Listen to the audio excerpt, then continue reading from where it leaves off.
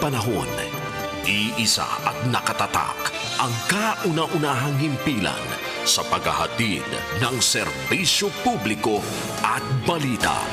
Ito ang Radio Mindanao Networks. Higit 6 na dekada sa paglilingkod sa masang Pilipino. Sa Metro Manila, ito ang DCXL 558 Radyo Trabaho, ang inyong gabay sa hanap buhay.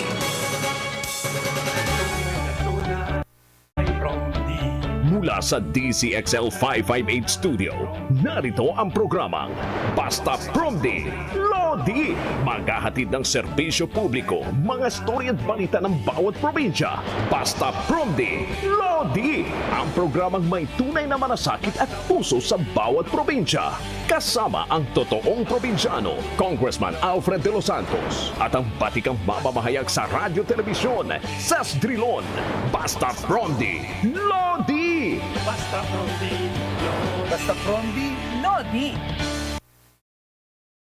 Luzon, Visayas at Mindanao, kami ang inyong mga tagahatid ng purong serbisyo publiko sa barangay man, lungsod o kanayunan. Ako po ang inyong kakampi, Ses Orenya Drilon, sa mga kababayan nating Pangasinense, Santos ka, yang rin po. Magandang hapon, Apid. Welcome back. Magandang hapon din po, Ma'am Ses. I missed you so much. Ako naman po ang inyong tinig sa Kongreso at magsisilbing tulay sa mga reklamo ng bayan. Sama-sama po nating isulong ang kaunlaran ng mga pamayanan. Ako po ang inyong totoong kapromdi, Apid de los Santos po. At sa mga kababayan nating Cebuano, maayong hapon po sa inyong lahat. O kung ikwento mo muna ang iyong mga naging pakay at ang mga biyahe mo sa ating mga nakikinig. Ayun, so medyo marami-rami yung napunta natin, Ma'am Ses. Pumunta muna tayo sa Alegria, sa Surigao del Norte. At nakasama natin si Mayor Rene Esma. So nagpapasalamat kami sa napakainit na pagtanggap sa amin doon. Napakasarap ng pagkain, Ma'am Ses. Sarap ng lechon. At after that, Ma'am Ses, nagtungo rin po tayo sa Siargao. Hindi na tayo nabigyan ng oras na makapag-surfing at makapaglakad-lakad dahil dire-diretso po yung mga activities natin doon. At syempre, napakainit din po ng pagtanggap sa atin ni Mayor Abet Matugas, no? At saka ni Kong Bingo Matugas. At syempre yung sa aming host na kay Sir Bong at kay Ma'am Princess, maraming salamat po at hindi po kami pinabayaan doon. Ayan, ang dami mo palang ipinamahagi rin na tulong, ano?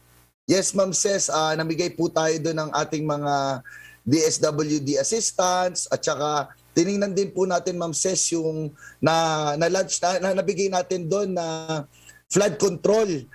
Kasi Ma'am Ses, doon po sa Alegria, merong isang community na mga laging binabaha, yung mga bahay nila every year nasisira, nawawalan sila ng bahay. Meron pang kwento, yung isang lolo, putol na yung kanyang paa, every time na uulan, pinupull out siya sa kanyang bahay dahil hindi na siya makagalaw. So dahil dito sa flood control na to, may iwasan natin na masira na itong komunidad na to.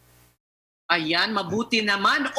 Ayan, ipagpatuloy na natin ang ating programa. Napapakinggan na rin po ang Basta Promdi Lodi sa Cebu, Southern Leyte, Bohol at Negros Occidental sa pamamagitan ng DYRB Cebu 540 kHz.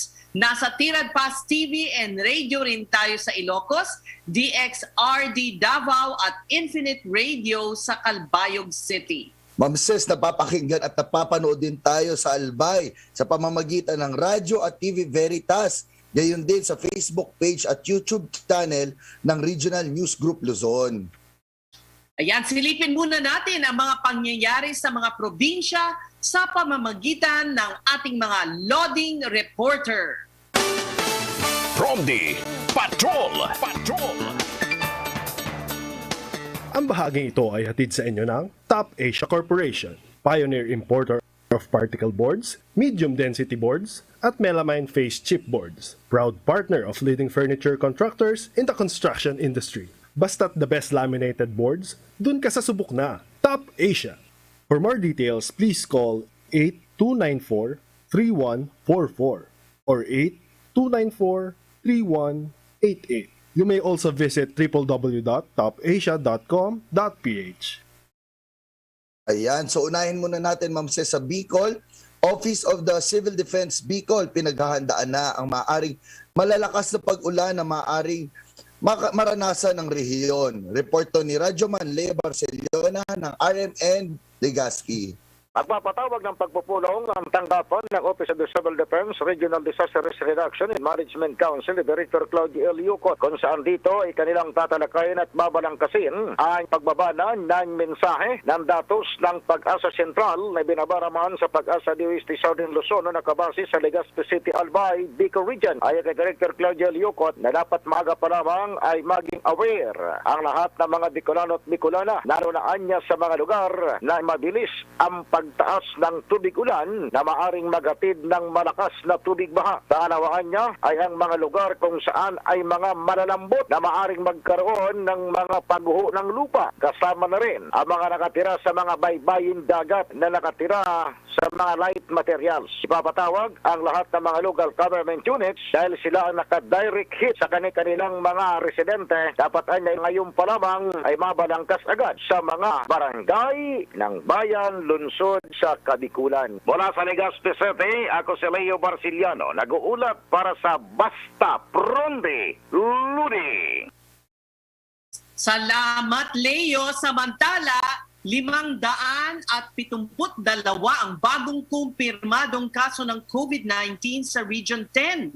Narito ang ulat ni Radyoman Joanna Ricote ng RMN Cagayan de Oro. Umabot sa 572 ang bagong kumpirmadong kaso ng COVID-19 sa Region 10. Ito ay base sa datos na ipinalabas ng Department of Health Center for Health Development, Northern Mindanao. Ito ay binubuo ng 571 na mga local cases na kinabibilangan ng 137 mula sa Bukidnon, 25 mula sa Camiguin, 33 mula sa Lanao del Norte, 157 mula sa Misamis Occidental, 112 mula sa Misamis Oriental, 76 mula sa Cagayan de Oro City at 31 mula sa Iligan City. Samantala, isang ROF-OLS ay naman mula sa Cagayan de Oro ang nagpositibo sa COVID-19. 3 ang nitalang namatay dahil sa naturang sakit. Dahil dito makyat na sa 2,335 ang bilang ng mga namatay sa COVID-19 sa Region 10. 547 naman ang bilang ng mga nakarecover sa COVID-19. Sa kabuuan, umabot na sa 73,855 ang total confirmed case ng COVID-19 sa Region 10, kung saan 71,403 sa mga ito ay local case at 2,452 ay ang mga ROF at LSI na nagpositibo sa COVID-19. Mula sa Cagayan de Oro City, ako si Joanna Ricote, nag-uulat para sa Basta Promdi, Lodi. Ayan.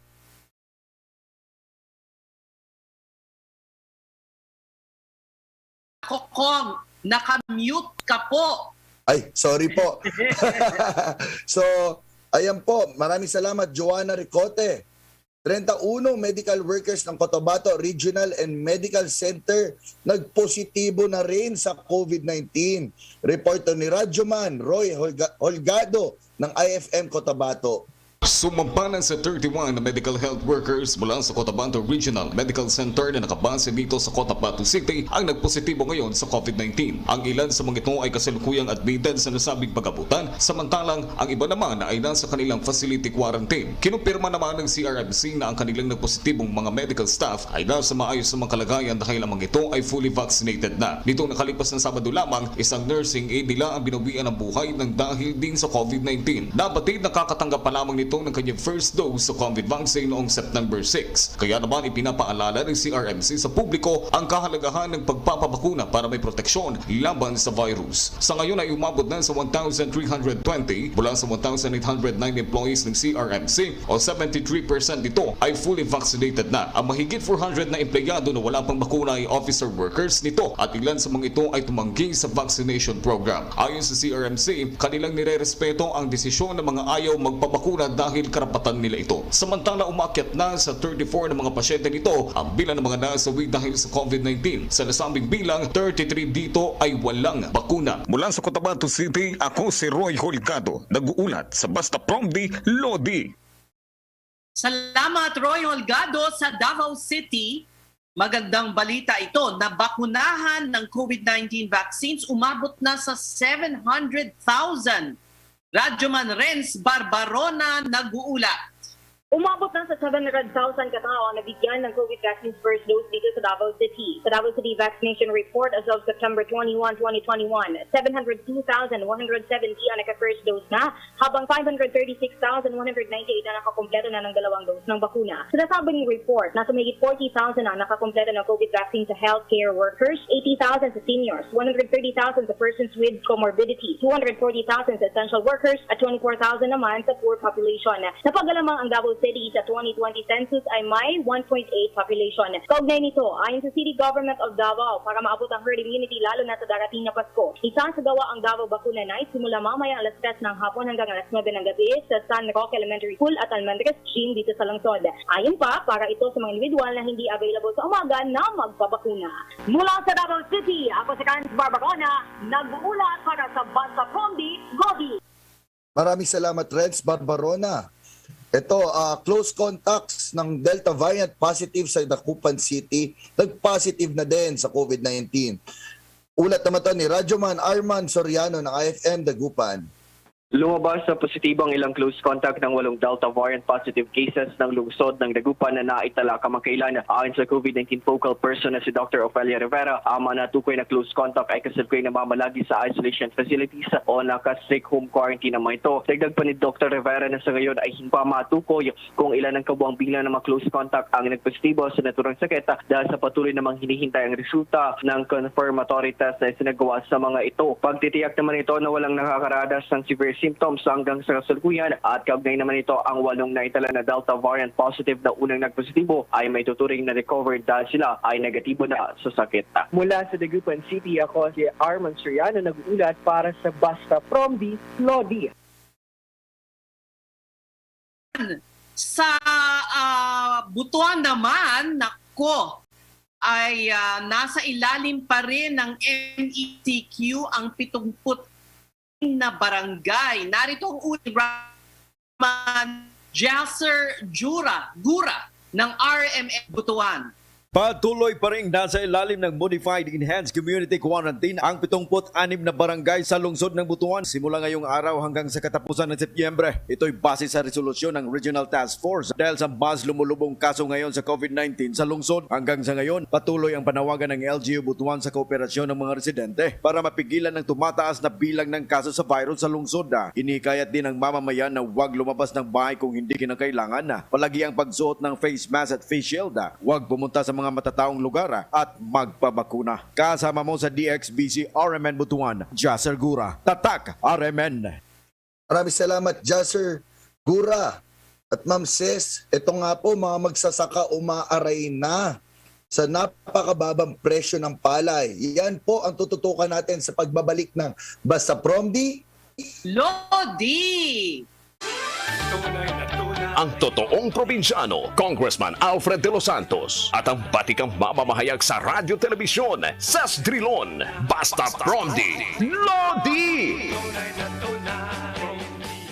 Sugar, creamer, coffee, sugar, creamer, coffee. Bored at home? Counting 3-in-1s. Count 3 sets of Warrior 3 pose. 8, 9, 10. Maintain your yoga fitness even while on lockdown. Feel the surge at home. Work out with our celebrity coaches and join your favorite classes like yoga, high-intensity interval training, Zumba, and more. For more information, check out our Facebook page, Surge Lifestyle PH. I feel the surge at home. Ang bahaging ito ay hatid sa inyo ng Alfred Primecon Construction. Hanap po ba ay dekalidad na pabahay, kalsada o anumang infrastruktura? Sa Alfred, siguradong dekalidad ang kagamitan at serbisyo. Alfred Primecon Construction. Kaagapay sa dekalidad na pag-asenso. Atin to!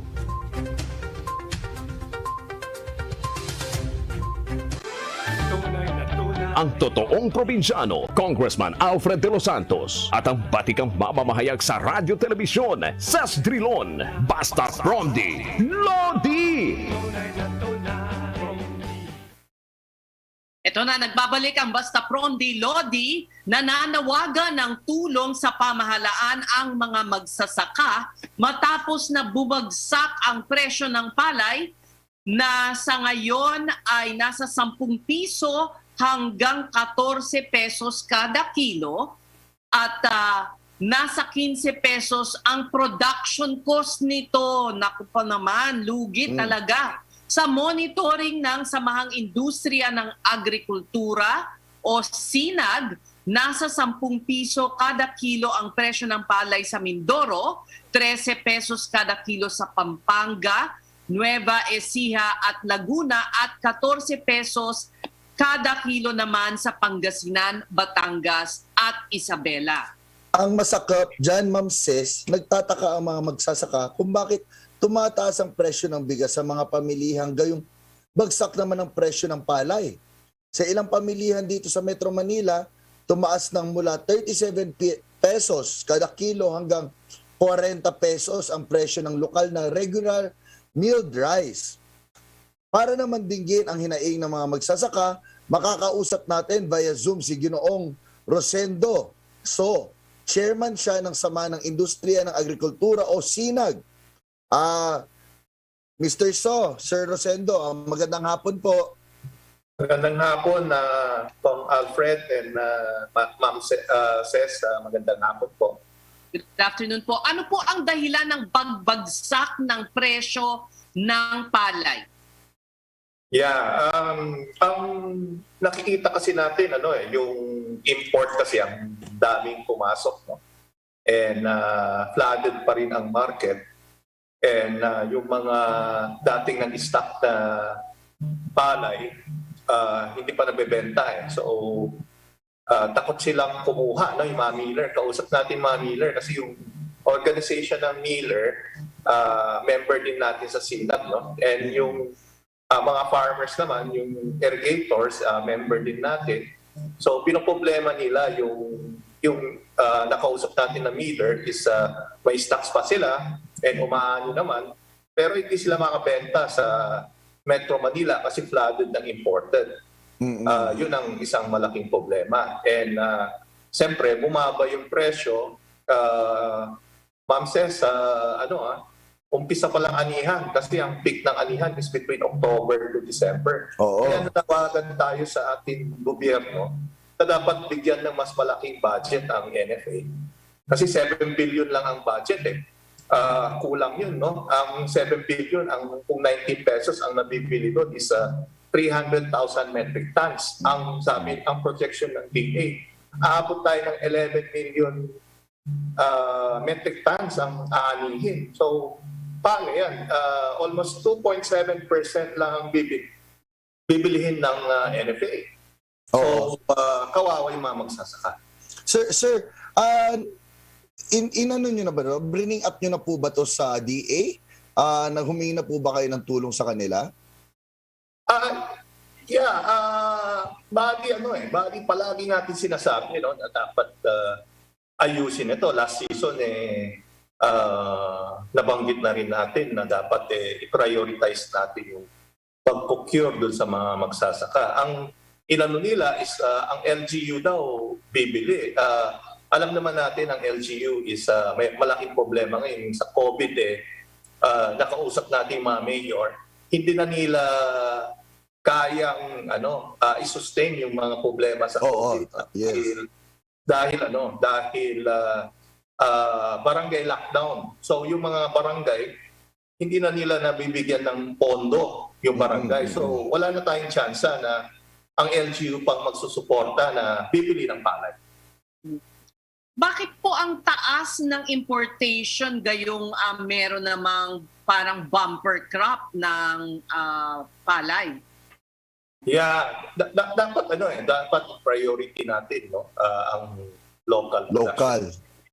And ang inaano natin is inopen up kasi pa nila yung yung outside ASEAN, no, binaba pa yung taripa.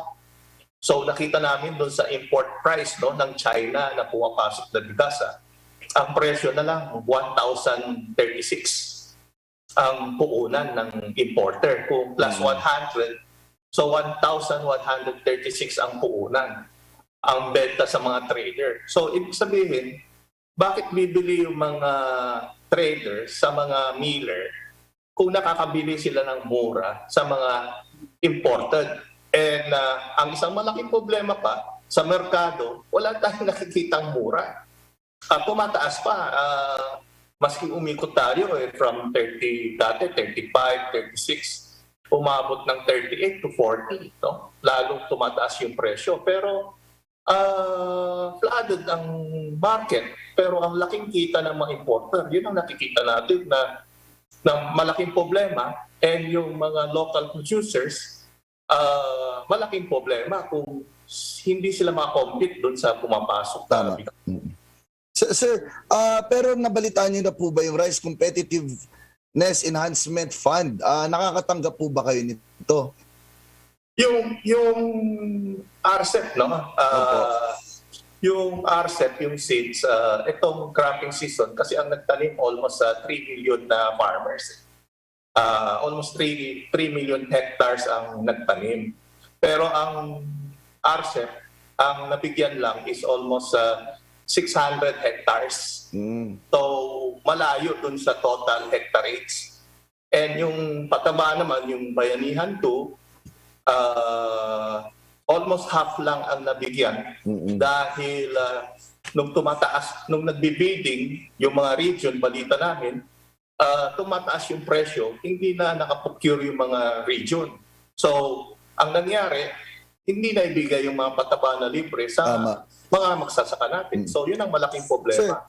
Sir, yung 600 hectares, by percentage, mga ilan to sa kabuuan? 600,000 hectares, almost one-third of the total. One-third lang po. One-third lang. One-third lang, yeah. Oo. Less than one-third, no? So kung titingnan natin, almost 3 million ang hectareage ang nakatanim. So more than, kulang na kulang talaga, no? And alam nyo, yung pataba kasi tumaas from 880 last year nung October.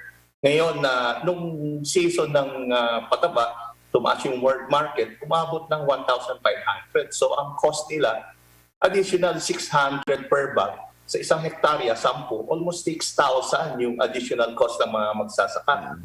Yung korodo naman, dati last year, nung October, 30 pesos lang ang diesel. Ang gasolina is 40 pesos nung October. Ngayon, 42 ang diesel and 52 ang gasolina. So, yung pumping kasi ng tubig, kailangan natin ng gumamit ng pump, no? Ang gamit is gasolina or korodon.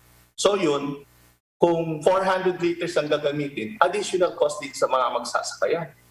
So almost 4,000 pesos. So additional cost of produce ngayon, almost additional 10,000 pesos per hectare. Kaya sinasabi natin, yung cost of production, umakyat ng 15 pesos 15 pesos. So sige, mauna ka na, Congressman. So ang total po nito, Sir Rosendo, tama po ba, ay 15 pesos per kilo? Ito yung kabuuan na gastos ng ating mga farmer. Ito yung gastos natin per hectare, no? Per hectare. Times 3.8 ang national average natin. So, yun ang total gastos natin sa per hectare natin ngayon. Okay. Ma'am Ses? Gusto ko lang sabihin kong Apid na kasi si Secretary Dar ay magkakaroon ng speaking engagement at nais naming dalin sa kanya yung inyong problema at hingin kung ano ang kanilang gagawin sa Department of Agriculture. Unless may idadagdag ka pa kung Apid na itatanong kay Mr. So.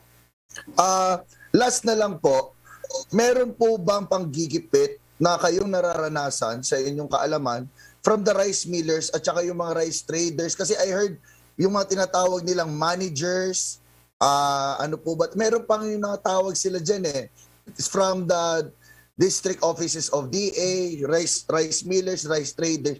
Meron po bang nangyayaring panggigipit dyan from the farm to the farmers? So far, wala naman, no?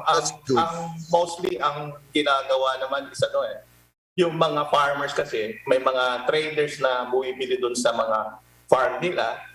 And ito is binibigay sa miller. So kung bumili sila sa magsasaka ng, sabihin natin yung dry na 17 pesos yung dry or 13 pesos yung wet, no?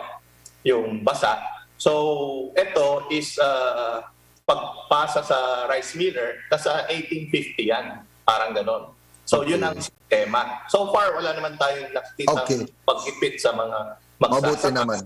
Pero nakikita lang natin na kailangan na gumalaw ang DA, huwag tayong, baka sasabihin na naman ng DA, aasa na naman sasabihin sa local government, bibili. Sinasabi na namin sa DA ngayon na dapat prepare nila mabuti at tulungan ang magsasaka kasi wala ng pondo ang LGU. Sir Rosendo, any last words or mensahe po sa ating mga magsasaka at kay Secretary Dar at sa family ng DA? Ang importation hindi dapat ang priority ng ating Department of Agriculture. I agree. Ang dapat production, local production.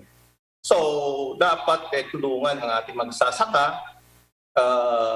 Medyo hirap ang mga magsasaka ngayon dahil ang priority ng ating government, maybe hindi lang si Secretary ang may kasalanan yan, dahil yung mismong economic team ang priority importation. So yun ang malaking problema natin, and kawawa ang local production natin, hindi lang ang mga rice farmers, itong mga meat, no? Mga baboy, mga manok.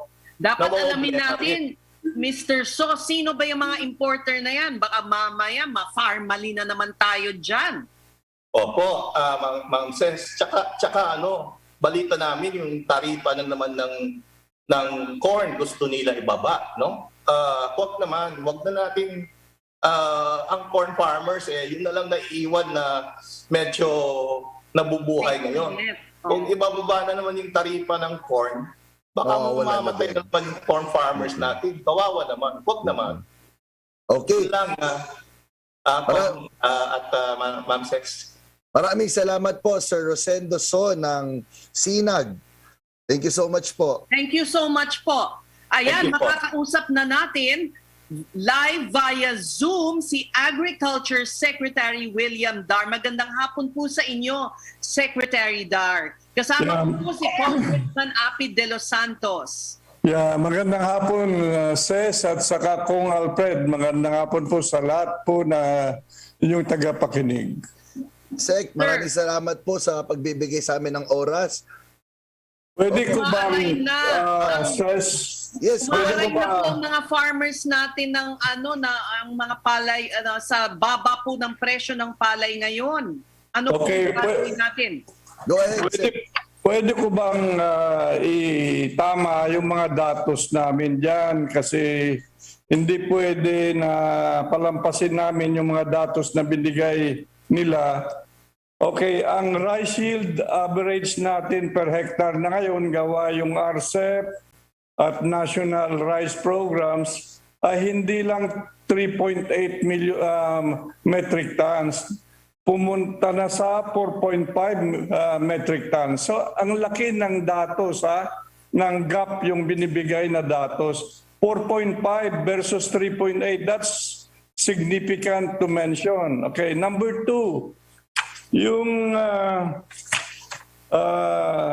alam niyo yung rice production is always number 1 priority na ating gobyerno. This is the most resource well-funded program ng national government, 78 billion, isama mo pa yung NIA budget na 30 billion. Yun. So, number one palagi ang kapakanan ng local industry, local farmers ang number one, hindi importasyon.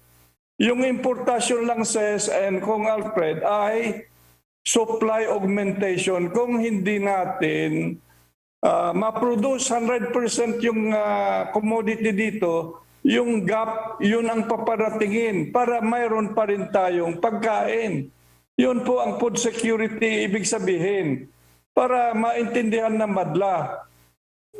Again, if I may interrupt, Secretary, bakit ang sinasabi ng farmers bumabaha ang importation po? Hindi po, ikumpara ninyo yung importasyon noong 2019, more than 3 million metric tons. Itong 2020 ay nasa 2.5 million metric tons. Ang target po natin this year is about 2.1 million metric tons. As we increase the productivity of rice, ay bumababa rin yung importation. Alam natin, balancing act yan. Opo. So, Sek, ibig sabihin po, sa tingin nyo po walang oversupply ngayon sa ating mga magsasaka? Wala po. At nandyan, yung inaangkat lang ay katumbas doon sa kakulangan ng ating produksyon. Kasimple yon. Huwag natin bigyan ng iba't ibang mga explanation kasi that's misleading. Sek, kaso lang po, on the ground, meron din po kami mga na-receive na report siguro sa social media, and then meron din po na mga nagkwento sa ating magsasaka na hindi na nga po sila nakakapagbenta. Sa tingin niyo po, Sek, meron po bang pagkakaiba yung inyong data sa ground? Wala. We have the data consistently. Of course, it's law of supply and demand yan. Okay. Yung sinasabi nila na presyo, for example, 10 pesos, 13 pesos, ito ay karamihan yung wet palay. Okay, may datos po tayo dito. Yung dry palay na 14% moisture content ay ito, Ilocos Norte, 19 pesos, 90. Ang average Philippines sa mga top 10 ay 17 pesos 22 centavos. Yun naman mga ibang probinsya na hindi masyado ay 17 pesos 22 centavos.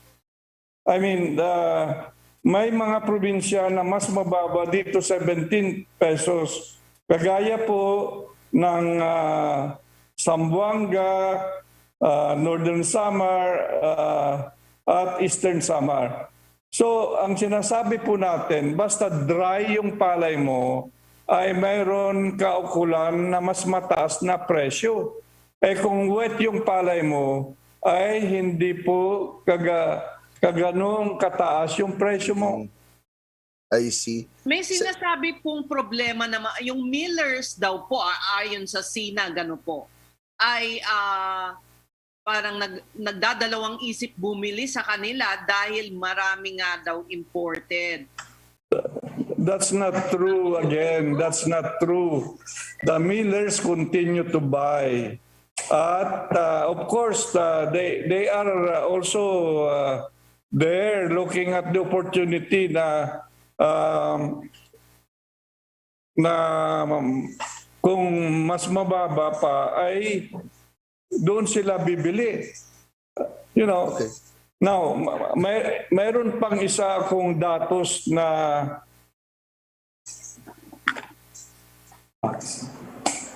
i-correct dito sa wet season planting ay ang na-deliver po ng peel rice ay 1.7 million bags delivered to LGUs. This is 99% of the target of 1 million. So hindi tama na naman yung sinasabi na 600,000 hectares lang ang nabigyan. So dapat itama natin lahat itong datos na ito.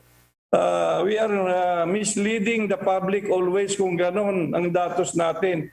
Ang RCEP po ay 1 million hectares ang tinatarget palagi. Hindi 600,000 lang. So you don't see the need to increase the price, the support price of the government po for palay? Alam niyo, sis, yung 19 pesos is good enough. Laman lang, may problema pa tayo sa mga dryers. Not everyone has the dryers. And that's yearly. Dinadagdagan po natin. Even dun sa RCEP, ay magbibigay na sila ng dryers eventually. Ang inuna po nila, yung mga farm tractors. Now, after 2-3 years na, susunod na yung mga dryers and milling capacity will be improved. Ganun po. So perhaps what they are referring to is that wet rice nga na most of the farmers have and so cannot sell at a good price. Tama po kayo. Yeah. So, paano yan? Kung wala silang dryer po, di paano yan? Well, the government has been doing its best year in, year out. So do we have enough money? That's what we can do only today. So nagdadagdag naman tayo ng binibigay. Alam ni Congressman Alfred yan. Magkano lang ang budget ng Department of Agriculture? Kung tutusin mo, dapat kung ano yung ambag ng sektor ng agrikultura sa ating ekonomiya, dapat ang budget na ibibigay sa Department of Agriculture. Ayan, Congress pala kasi konti lang pera binibigay nyo. Tama po. Binabalanse naman po natin sa prioridad ng per department. Kung ang food security ang pakay, ang request namin for 2022 says, and kung Alfred, 231 billion. Yeah, totoo. Ngayon, anong binigay? 91 billion. Oh. Ang layo, ano? Layo po. Bawasan yung intelligence funds. Sek, ito pong na-mention lang kanina ni Sir Rosendo na mag-harvest season, Sek. Ito po ba, habang mag-harvest season po ba, titigil po muna tayo export ng mga palay? Hindi tayo nag-export. Ay, I'm sorry. Import pala. Sorry. We are managing carefully na hindi paratingin ang imported rice during harvest. Simple as that. Ayun, okay. Thank you so much, Sek. Okay po. Ma'am Ses? Wala namang mga kaduda-dudang importers na nagsasamantala, Secretary. Well, ang isang problema po ng bansa, Ses, ay yung mga smuggled rice. So anong ibig sabihin? Very porous ang borders. Yung mga documented, yun po ang talagang they follow what are the guidelines. Now, from now and then, nakakasabat din kami ng mga smuggled rice. Napakasama naman ng itim ng budhi ng mga yan na Tama po. Economic sabotage tapos ang nagsasuffer yung mga magsasaka naman natin. Now, dun sa NFA na pag-usapan ninyo kanina, okay, ang NFA po ay ayon sa batas ay para sa buffer stocking na lang. Nandun sa RTL law. Nandiyan, Kong Alfred. Yes. At ang sinasabi po ng batas, according to the study afterwards, sabi niya, ay yun lang ang pwede nilang i-store sa warehouses nila. And what's the result of the study? 300,000 metric tons lang at any given point in time ang buffer stocking. Binase ng grupo na nag-aaral doon sa mga historical records natin base dun sa mga natural disasters.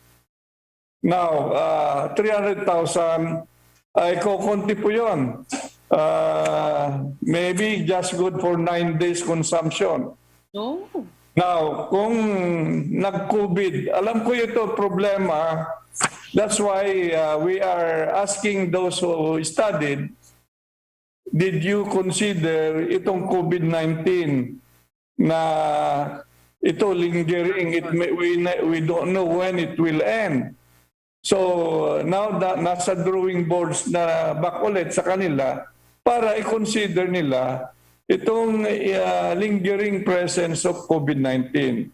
So presently they only have 7 billion pesos to procure palay, which is just good enough to procure itong 300,000 na buy dry meal sell strategy. Yung pinaka-ikot-ikot itong 7 billion so they can buy more.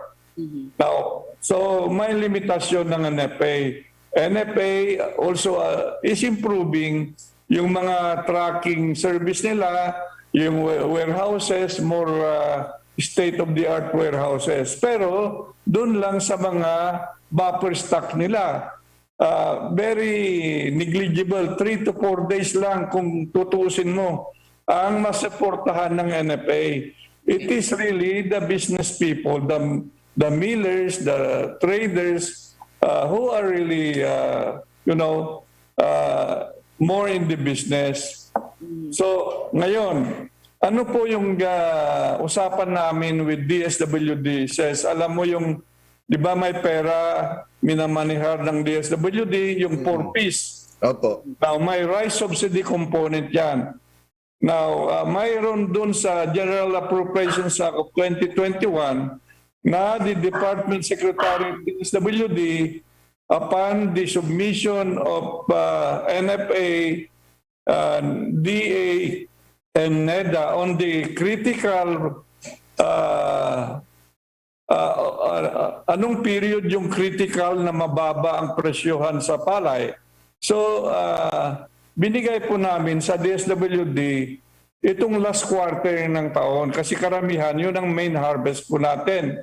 We are expecting 11.6 million metric tons of palay itong last quarter, itong second semester of the year.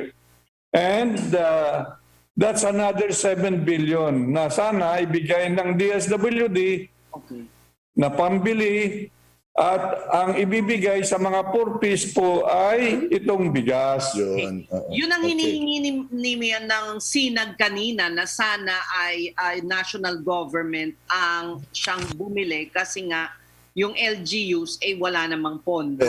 Well, let me go to that about LGUs. Okay, but may I ask before I forget, Secretary Dard, for you to address lang. It seems that you're successful in bringing up the production of rice, but it seems like a parang catch-22 yung ang dami pero parang the farmers are not getting the benefit.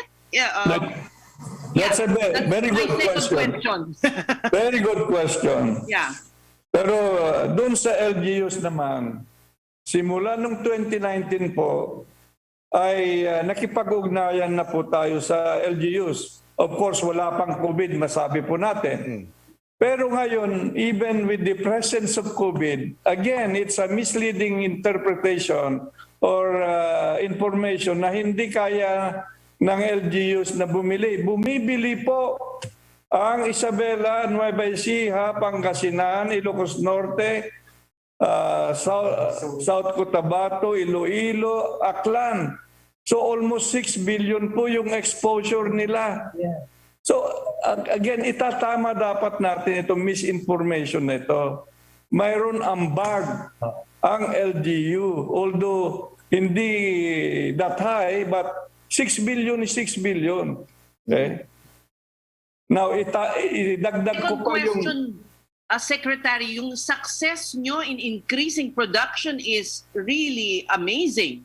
But why aren't the farmers benefiting? Well, doon nga natin nakikita ngayon na itong market ay isa pa rin yung titignan po natin how to handle itong harvest season. Kasi talagang tumataas po ang ating mga magsasaka ay talagang we enhance their capacities, training, extension services. So itong last year, Ses and Kong Alfred, record rice harvest natin for all these years, 19.4 million metric tons. Now this year, ay nag-target po kami additionally 1 million metric tons additionally. So hopefully we can get as high as 20.4 million metric tons. Now, because ito nga yung pinuntahan ng ating intervention sa gobyerno na almost 78 billion ang para sa rice production at kasama na yon yung irrigation systems development. Now, ito nga, pinaproblema natin ngayon yung presyo. Pero doon sa mga magagandang palay na dry, ay mataas na rin yung presyo. Ilocos Norte, 1997. Pangasinan, 19.56. This is the average from January to 2021, August. Zambales, 19.43 pesos. Lanao del Norte, 19 pesos, 13 centavos. Marinduque, 1891. Nueva Ecija, 1886. Bulacan, 1878. At Occidental Mindoro, 1876. So yun po, mayroon naman magagandang presyo. I wonder if the day will come when we can export. Well, why not? Ang in-encourage po natin yung mga what we call heirloom varieties ng rice. Yung sa Cordillera, yung mga upland rice na masasarap, yun po ay pwedeng high value commodities ito. All right. Okay. Yeah.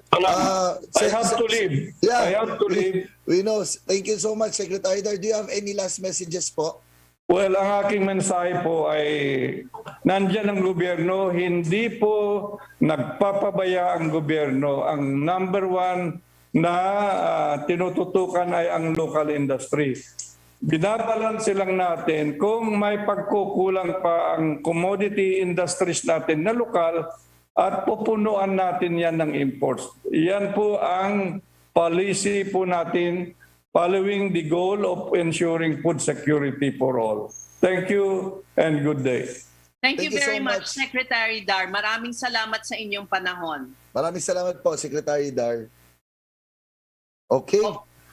Okay, Kong. Ano sa tingin mo? Magkaibang mga datos ang naiharap sa atin. Siguro we'll need more data research about this, Ma'am Ses, no? Kung ano talaga yung actual na nangyayari. Oo. Pero alam mo, masaya, nakakatuwa at masaya ako as a, as a media person and observer na talagang napapataas natin ang produksyon natin ng bigas. Hindi ba dati, Diyos ko, nakakahiya, import tayo ng import. Tumataas ang production natin, pero dapat tumaas din ang estado ng farmer. Yun ang ipaglaban natin. Considering, Ma'am Ses, na isa yan sa mga biggest economic bringers natin dito sa ating bansa. Rice we are known for our agriculture. So sana ito talaga yung matutukan. Sabi mo nga kanina, Ma'am Ses, I hope someday it will come a time that we will export talagang yung product natin makikita na sa ibang bansa. Oo, kasi tayo naman nagturo dyan sa mga island. Exactly. Paano gawin? Oo, totoo, diba? totoo. Ayan. Nako, kasi syempre yan ang mga kasamahan natin ng mga Promdi, di ba? Pero susunod kong, may magandang kwento. Ilang estudyante sa Cordillera tinutulungang kumita sa pamamagitan ng agripreneurship. Ayan. Ayun. So ito naman, step 1 na to dun sa ating gusto na magandang business economic style ng agriculture. Yan. Ang detalye natin sa pagbabalik ng Basta Promdi, Lodi. Ang programang may tunay na malasakit at puso sa bawat probinsya. Basta Promdi, Lodi! Sugar, creamer, coffee. Sugar, creamer, coffee. Bored at home? Counting 3-in-1s. Count 3 sets of Warrior 3 pose. 8, 9, 10. Maintain your yoga fitness even while on lockdown. Feel the surge at home. Work out with our celebrity coaches and join your favorite classes like yoga, high-intensity interval training, Zumba, and more. For more information, check out our Facebook page, Surge Lifestyle PH. I feel the surge at home. Ang programang ito ay hatid sa inyo ng Macapa Corporation. Isa sa mga nangunguna sa industriya ng construction at nakilala dahil sa dekalidad ng mga proyekto nito tulad ng paggawa ng mga tulay, kalsada, dike at marami pang iba. Simula 2001, ang Macapa Corporation ay katuwang nyo sa pagpanday ng inyong bisyon at pangangailangan.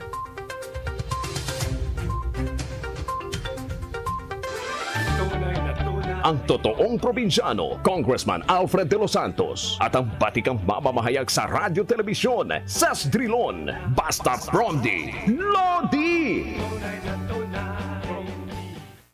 Sa Cordillera, hinihikayat ng ilang kabataan ang mga kapwa nila kabataan. Wow, very good! Na pumasok sa agripreneurship. Una rito, 12 kabataan ang nabiyayaan ng egg production project ng Department of Agriculture sa rehiyon. Layo ng proyekto na mabigyan ng extra income ang mga pamilyang nagpapaaral ng mga college student na kumukuha ng agriculture at iba pang related courses. Makakausap natin via Zoom si Razel Arciso, isa sa mga recipients ng egg production project ng DA sa Cordillera. Magandang hapon, Razel. Magandang hapon po. Good afternoon po. Relax, kalma. Sorry. Okay, ikwento mo nga sa amin, Razel, paano kayo tinutulungan ng DA sa project na to? Ano yung naging style? Po siya, yung DA Cordillera po, they have this program na Egg Scholar. Parang medyo nawawala-wala si Razel. Ayan. Nasaan ka muna, Razel? Where are you? Sorry. Nasaan ka? Nasa city proper po. City proper. Saan ba yan? City proper. City proper ng... Opo. Ng anong syudad? Sa amin po kasi may power interruption, so I have to relocate. Oh, I see. Oo. So anyway, parang okay na yung connection mo. Can you continue your story? So as I was saying po, ma'am sir, may program po si DA Cordillera na Egg Scholar Project, and yung organization po namin sa Benguet. Okay, medyo nawawala talaga. State University ay nag-apply, and so we were chosen as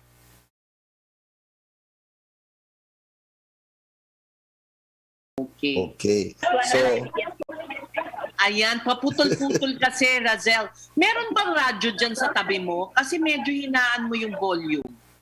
Parang nag-feedback. ayan. Okay. Gusto ko pa naman, Razel, ipikita mo yung mga itlog. Kaya lang nandyan kaya to sa isang coffee shop, ano? Parang ganon. Para siguro sa internet, malamang. Oo. Yes po, ma'am. Sorry, I have to relocate po talaga kasi wala po talagang connection sa amin. Oo nga eh. Oo. Sige, pero... Siguro, Ma'am Ses, pwede natin makakwentuhan si Razel pag may connection na sa kanila some other time. Ganon. Ngayon, try mo ulit. Try natin. Razel. Nakailang itlog na ba ang nakakuha na ninyo?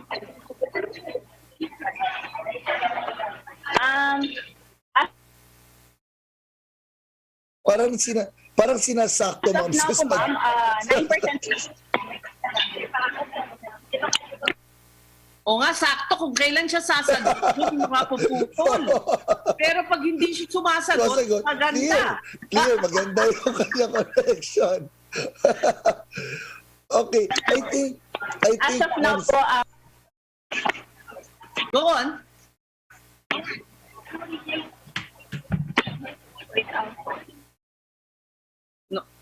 Nasi-stress na tuloy si Razel, no?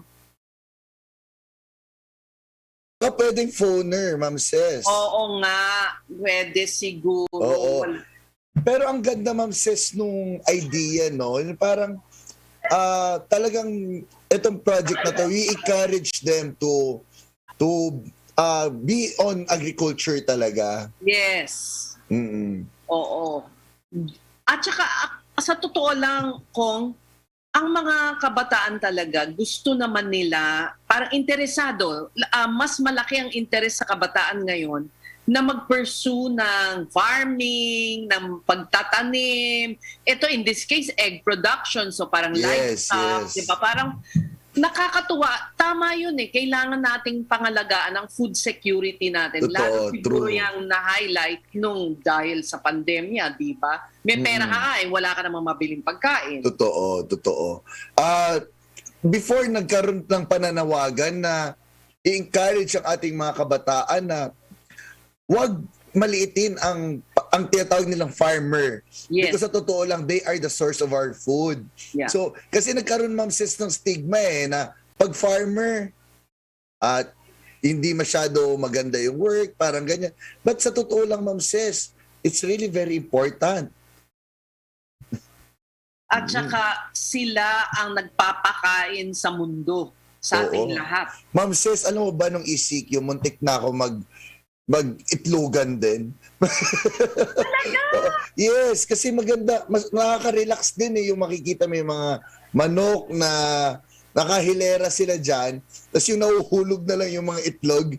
Unti-unti. Nasubukan ko na yan kasi dati sa show ko na People, isang trabaho na pinagawa sa akin, yung tigakuha ka ng itlog sa itlugan.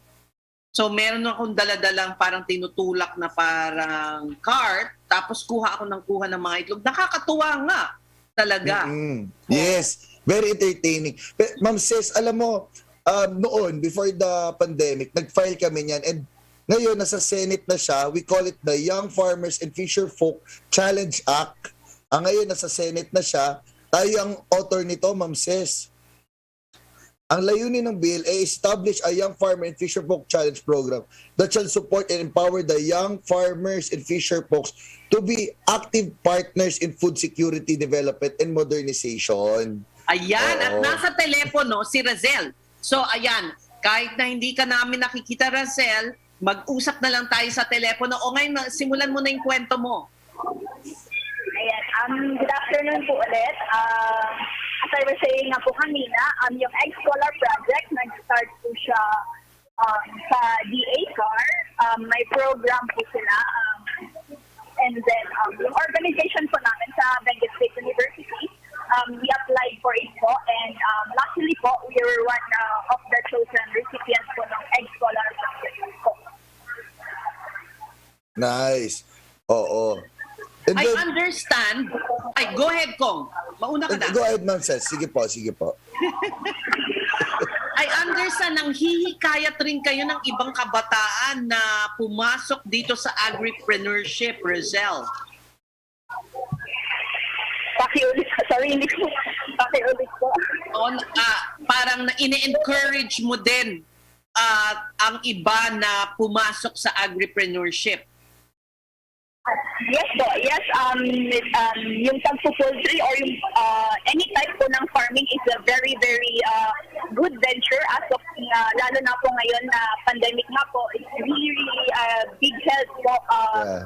Not only financially, pero yung skills din po na matututunan dito ay it will help us po sa future career.